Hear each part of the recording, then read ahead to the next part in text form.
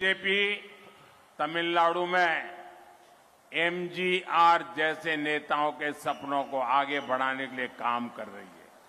DMK ने हमेशा MGR की विरासत का भी अपमान किया है। डीएमके ने जयललिता जी के साथ भी कैसा कैसा व्यवहार किया था, उन्हें सदन में अपमानित किया था। ये भी तमिलनाडु के लोग भूले नहीं हैं।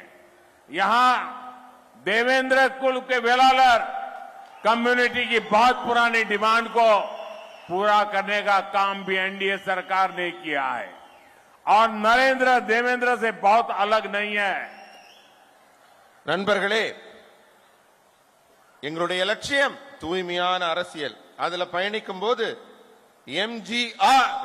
எம்ஜி ராமச்சந்திரன் என்ற ஒரு மாபெரும் தலைவரின் கனவுகளை தமிழகத்தில் முன்னெடுத்து செல்லுகிறது பாஜக.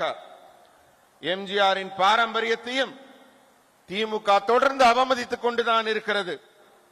இதே போல நம்ம யோசிச்சு பார்த்தோம்னா சகோதரி ஜெயலலிதா அவர்களை கூட திமுக நடத்திய விதம், சட்டசபையில் அவர் அவமதிக்கப்பட்ட விதம், இவை எல்லாத்தையும் நம்மளால மறக்க முடியாது.